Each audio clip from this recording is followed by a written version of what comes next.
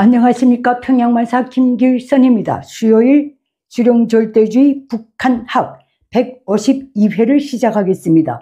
오늘도 김일성 족속의 사이비 사회주의 위생문화 치하에서 북한 동포들이 장작 60여 년을 겪고 있는 비인간적이고 비문명적인 위생문화 실상을 지난 시간이 몸씻기에 이어서 오늘도 범일반화하여 통속적으로 알려드리겠습니다. 그러면 먼저 첫째, 북한 사회의 열악한 치아 위생 실태부터 알려드리겠습니다.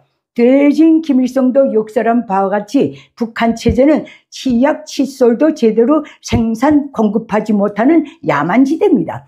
저는 1995년 12월 30일까지 거의 30년이 되도록 평양에서 살았지만 사실 새 칫솔, 치약의 수요에 따라 공급받은 기억이 없습니다. 칫솔은 칫솔모가 다 닳고 주저앉아서 막대기 같은 것으로 칫솔질하고도 오늘 아침에도 이빨은 닦았다 하는 것이 절대다수 북한 주민사회의 스스로의 위안입니다. 북한 주민사회는 치약도 제대로 공급받지 못해서 평생 절반 이상을 소금으로 이빨을 닦습니다. 결과 북한 주민사회는 김일성 족속은 모르겠고 직위, 고하, 남녀노소에 관계없이 전반적으로 치아 상태가 심히 열악합니다. 동병상련이 있어서인지 북한에서 직장 생활을 하다 보면 이빨이 너무 아파서 오늘은 일을 못하겠다느니 또 이빨 때문에 병원에 가겠다느니 하고 제기하면 주변이 제일처럼 걱정하고 조퇴 승낙도 빨리 받습니다. 그리고 정말로 담배를 많이 피우는 북한 직장인 남자들, 집에서건 직장에서건 틈만 나면 지하 뒷면의 누런 치석들을 손칼로 긁어내는 광경을 일상으로 볼 수 있습니다. 북한 전역의 인민병원 구강과의 업무 절반이 아픈 이 썩은 이를 뽑아내는 것입니다. 이빨 치료라는 것은 좀 상당히 현대 기준에서 놓고 볼 때는 먼 과거에 머물러 있습니다. 그래서 북한 인민병원에는 구강과는 있어도 치과는 없습니다. 저 악독한 김일성 족속 대진 김정일은 1987년 4월 11일 국방과학원을 현지 지도하면서 국방과학원 군속재료연구소 소장 양왕복에게 외국에서 가져온 티탄 소재의 가위를 넘겨주면서 가볍고 녹도 쓰지 않는 티탄으로 대용 이빨을 만들어서 외국에 팔아서 당자금을 마련하라 라는 명령까지 내렸습니다. 제 나라 인민들이 만성적인 치아 고통은 안중에도 없이 국방과학자들을 티탄 소재 이빨까지 만들어서 당자금 마련에 내모는 이런 악마 족속 골백번 생각에도 증오심이 치솟아 오릅니다.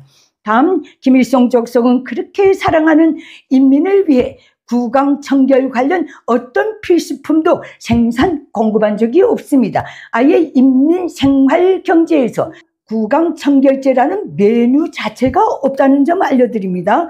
그래서 북한의 전반적 주민사회는 구강 청결제라는 말을 들어본 적이 없습니다. 북한에서 구강 청결제를 처음 본 것은 1990년대 초 당시 군수공업 비서였던 전병호를 따라서 당중앙위원회 비서급 휴양소인 강동 휴양소에 들어가서 처음 봤습니다. 그때 중앙당 비서들에게는 이런 것도 공급하느나 라고 생각했었습니다. 대한민국 기순 후 과거 구소련에서 서방 세계로 망명한 스파이 요원이 쓴 글을 읽은 적이 있는데 그는 이렇게 썼습니다. 서방 세계에 나올 때마다 그 나라 국민들이 깨끗하고 건강한 치아를 드러내고 환히 웃는 모습이 제일 부러웠다.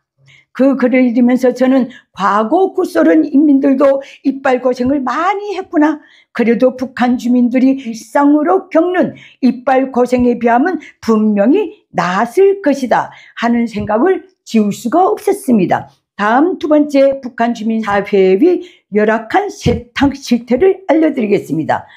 대진 김일성은 1970년 11월 노동당 제5차 대회를 벌려놓고 중노동에서의 해방, 공업노동과 농업노동의 차이 줄이기, 여성들의 가정일이 무거운 부담에서 해방 이란 소위 인민 3대 해방을 제창하면서 북한 전역의 주민 거주지들의 세탁소를 건설 운영하는 것을 당대회 결정으로 못 박아 넣었었습니다.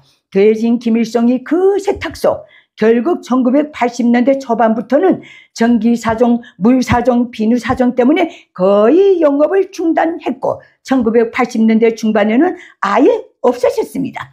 1980년대에 출생한 북한 주민들은 그런 세탁소 정책이 있었는지도 모를 것입니다. 빨래와 관련해서 절대다수 북한 주민 사이가 제일 고생하는 것은 양복 빨래와 이불 빨래입니다. 양복 세탁에 대해서 알려드리겠습니다. 양복과 관련해서 당군종 사무직을 제외한 절대다수 북한 주민은 거의 단벌 신사입니다. 그들에게 양복은 회의용 아니면 행사용 옷에 가깝습니다. 악마 같은 김일성 족속은 양복지도 당군종 핵심 기득권에게는 매해 기회가 있을 때마다 수령의 선물로 하사합니다. 그것도 당중앙위원회 간부들을 향해서는 본인 양복지뿐만 아니라 마누라 양복지까지 2벌 하사합니다. 그래서 북한 당군종 핵심 기득권은 추나 추동 맞춤형 양복이 여러 벌 있으며 그 자식들까지도 선물 양복지 혜택을 보고 있습니다. 이왕 선물 양복지 말이 나온 김에 한 가지만 더 알려드리겠습니다.